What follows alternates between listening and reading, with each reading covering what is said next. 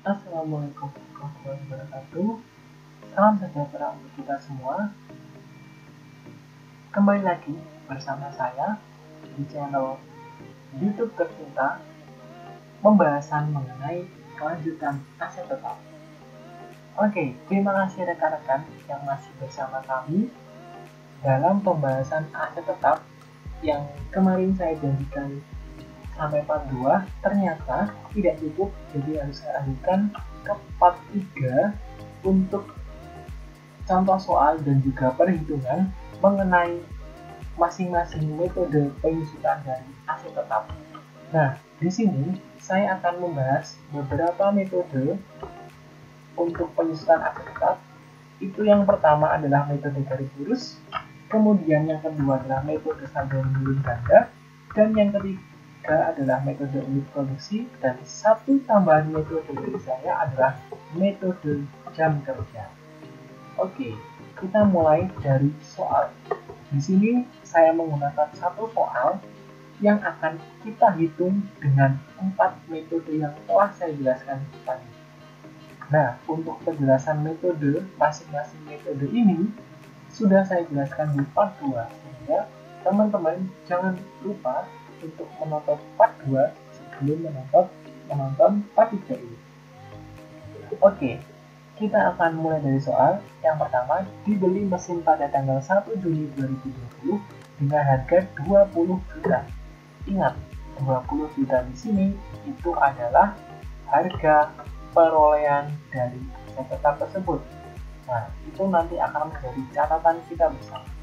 Kemudian, mesin tersebut diestimasikan memiliki masa manfaat 10 tahun, atau 10 tahun ini adalah umur ekonomis dari aset tersebut. Kemudian, memiliki dengan nilai sisa sebesar 2 juta. Mesin tersebut diestimasikan dapat dipakai selama 15.000 jam kerja. Nah, ini adalah estimasi jam kerja. Kemudian pada tahun 2020 ini mesin tersebut dipakai selama 500 jam. Kemudian mesin itu juga dapat menghasilkan 10.000 produk, dan pada tahun 2020 telah memproduksi 250 produk. Oke, di sini kita akan mencatat informasi-informasi dari soal. Yang pertama adalah harga perolehan. Harga perolehan dari aset mesin ini adalah 20 juta. Oke, kita buka. Oke, harga perolehan dan 20 juta seperti yang tertera di soal. Yang berikutnya adalah umur ekonomis. Umur ekonomis adalah 10 tahun. Oke, kita buka. 10 tahun. Kemudian nilai sisa atau nilai residu sebesar 2 juta rupiah. Kita bawa di sini juga. Oke, 2 juta rupiah. Kemudian estimasi jam kerja. Estimasi jam kerja itu adalah di sini. Mesin tersebut dapat diestimasi dapat dipakai selama 15.000 jam. Berarti estimasi jam kerja adalah 15.000 jam. Oke. Ya, oke, siap. Kemudian jam terpakai di tahun 2020. Nah, pada tahun 2020 mesin itu dipakai selama 500 jam. Nah, ini juga menjadi informasi bagi kita bersama. Kemudian yang berikutnya adalah estimasi produksi. Nah, di sini mesin itu menghasilkan 10.000 produk. Jadi dapat menghasilkan 10.000 produk. Nah, 10.000 produk ini dinamakan sebagai estimasi produksi. Kemudian produksi pada tahun 2020 adalah sebesar 250 produk. Oke. Nah, ini adalah informasi yang kita dapat dari soal yang nantinya akan kita gunakan untuk perhitungan dengan masing-masing metode. Nah, kita beralih ke metode yang pertama, yaitu metode garis lurus. Nah, di part 2 sudah saya jelaskan rumus untuk menghitung beban penyusutan menggunakan metode garis lurus. Rumusnya adalah harga perolehan dibagi nilai sisa atau nilai residu dibagi umur ekonomis. Nah, pada kesempatan kali ini kita akan menghitung penyusutan untuk tahun 2020. Oke, kita lihat HPO-nya adalah 20 juta. Kita langsung buka. Oke, nah HPO-nya adalah 20 juta. Kemudian dikurangi dengan nilai sisa 2 juta dibagi dengan 10 tahun umur ekonomis. Nah, 10 tahun. Nah, hasilnya adalah 1.800.000. Nah, tapi 1.800.000 ini adalah nilai beban penyusutan untuk periode 1 tahun. Nah, ketika kita menghitung sebuah beban penyusutan, yang perlu rekan-rekan perhatikan adalah tahun pembelian dari aset tetap tersebut. Nah, kenapa hal ini penting? Karena ketika kita mau menyusunkan sebuah aset, kita harus tahu kapan aset tersebut dibeli. Maka kita harus menyusunkan aset tersebut dari tanggal pembelian aset tetap. Ingat, dari tanggal pembelian aset tetap. Namun, ketika ada dua tanggal, misalnya dibeli tahun 1 Juni 2020, kemudian dipakai tanggal 1 Agustus dari 2020, maka kita harus menyusunkan mesin tersebut bukan dari tanggal pembelian, tapi dari tanggal pemakaian. Tapi ketika tanggal pemakaian itu tidak dicantumkan, maka kita berasumsi bahwa mesin itu dibeli dan langsung dipakai seperti itu. Oke, kata kuncinya adalah ketika kita mau menyusunkan sebuah tetap, kita harus mengetahui kapan mesin atau aset tetap tersebut dibeli atau dipakai. Oke. Kemudian berarti kita harus menghitung, ada hitungan lanjutan. Hitungannya lanjutan adalah, nah 1.800.000 ini adalah penyusutan 1 tahun utuh. Nah, karena pada tahun 2020 itu mesin ini dibeli sejak 1 Juni, maka penyusutan tahun 2020 itu tidak utuh 1 tahun atau tidak utuh sebesar 1.800. Maka kita harus menggunakan rumus 1.800 penyusutan 1 tahun utuh dikalikan dengan 7/12. 7/12 ini adalah 7 itu adalah tenggat waktu dari 1 Juni ke 31 Desember. Kemudian 12 itu adalah bulan dalam 1 tahun. Oke, kemudian untuk besarnya penyusutan tahun 2020 dengan metode garis lurus adalah sebesar 1.050.000. Oke. Kemudian saya akan lanjut ke metode berikutnya, yaitu metode saldo menurun ganda. Oke. Pada saldo menurun ganda itu, ingat, kita harus melalui beberapa step. Nah, di sini saya ringkas stepnya menjadi 2 step. Step pertama atau langkah pertama itu adalah mencari prosentase dari metode saldo menurun ganda. Caranya adalah, saya singkat juga rumusnya, yaitu 100% dibagi dengan umur ekonomis dikali dengan 2. Berarti prosentasenya adalah 100% dibagi umur ekonomis 10 tahun seperti yang tercantum di soal dikalikan dengan 2.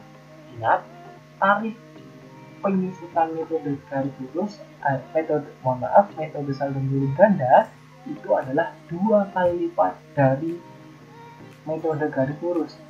Jadi dalam penentuan prosentasenya harus kita kalikan dengan 2. Jadi kita dapat prosentasenya adalah 20%. Berarti prosentase penyusutan setiap tahunnya pada metode saldo menurun ganda adalah 20%. Oke, langkah yang kedua itu adalah mengkalikan persentase dengan nilai buku pada tahun 2020. Berarti nilai buku, karena ini masih tahun pertama, berarti nilai buku itu masih sama dengan nilai harga perolehan. Ingat, di part 2 saya sudah menjelaskan nilai buku didapat dari harga perolehan dikurangi dengan beban penyusutan atau akumulasi penyusutan. Oke, berarti karena ini masih tahun pertama, nilai bukunya masih sama dengan harga perolehan, yaitu 20 juta.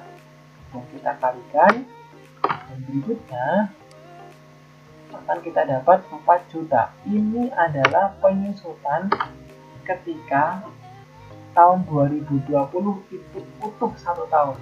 Karena tahun 2020 tidak utuh 1 tahun penggunaannya, dimulai dari bulan Juni, maka sama dengan garis lurus, kita harus mengkalikan dengan persentase 7/12 seperti yang ada di garis lurus. Kemudian hasilnya adalah 2.333.000. Oke, ini adalah menggunakan saldo turun ganda. Kemudian metode yang berikutnya adalah metode unit produksi. Nah, untuk menghitung beban penyusutan dengan metode unit produksi, itu kita dapat menggunakan rumus unit diproduksi pada tahun tersebut dibagi dengan estimasi unit produksi dikalikan dengan HPO min atau HPO dikurangi nilai sisa. Oke, kita bahas satu-satu. Unit yang diproduksi pada tahun itu kita dapat lihat pada informasi ini, yaitu 250 produk, atau kalau di soal adalah pada tahun 2020 perusahaan memproduksi sebanyak 250 produk. Nah, inilah yang disebut dengan jumlah produksi tahun berjalan. 250 kemudian dibagi dengan estimasi unit produksi. Estimasi unit produksi itu adalah ini, 10.000, yaitu mesin itu dapat menghasilkan 10.000 produk. Nah, 10.000 produk itu adalah estimasi unit produksi, kemudian dikalikan dengan HPO min nilai residu. Hasilnya adalah 450.000. Ingat, rumus ini adalah rumus yang saya buat lebih simpel dari penjelasan di part 1. Oke. Kemudian yang berikutnya adalah metode jam kerja. Nah, prinsip dari perhitungan beban penyusutan metode jam kerja itu adalah sama dengan metode unit produksi. Rumusnya adalah jam kerja terpakai dibagi dengan estimasi jam kerja dikalikan HPO min NS. Sama dengan metode unit produksi, hanya variabel yang digunakan itu bukan unit yang diproduksi tapi jam kerjanya. Oke, kita lihat untuk jam kerja yang terpakai di tahun 2020 itu kita dapat lihat di sini, jam kerja yang terpakai adalah 500 jam kerja. Kemudian kita lihat ke sini 500 jam. Kemudian estimasi jam kerja itu adalah 15.000 jam, seperti yang tertera di soal, yaitu 15.000 jam. Kemudian dikalikan dengan HPO min NS. Dapatlah besaran penyusutan menggunakan metode jam kerja adalah 600.000 rupiah. Oke, nah ini adalah perhitungan masing-masing metode. Ingat, ada beberapa catatan dari saya yang akan saya sampaikan. Yang pertama, dalam metode garis lurus itu kita harus mempunyai 3 komponen ini, yaitu HPO, nilai sisa, dan juga umur ekonomis. Ketika nilai sisanya 0, maka cukup kita bagi HPO dengan umur ekonomis. Dan catatan lagi untuk metode garis lurus itu adalah metode yang penyusutan setiap tahunnya sama, atau beban penyusutan di setiap tahunnya sama. Oke, kemudian catatan yang kedua yaitu mengenai saldo menurun ganda. Nah, saldo menurun ganda itu ada beberapa langkah. Di sini saya rangkum dari 2 langkah. Langkah pertama itu kita harus menentukan prosentase dulu. Kemudian langkah kedua kita kalikan prosentase dengan nilai bukunya. Nah, kemudian catatan yang ketiga yaitu unit produksi. Kita harus tahu berapa unit produksi tahun itu, kemudian berapa estimasi produksi dari aset tetap tersebut. Kemudian di jam kerja juga sama dengan metode produksi, hanya variabel yang dipakai itu adalah variabel jam kerja. Nah, itu penjelasan singkat mengenai perhitungan penginputan dari aset tetap dengan berbagai metode, yaitu metode garis lurus, metode saldo urut ganda, unit produksi, dan metode jam kerja.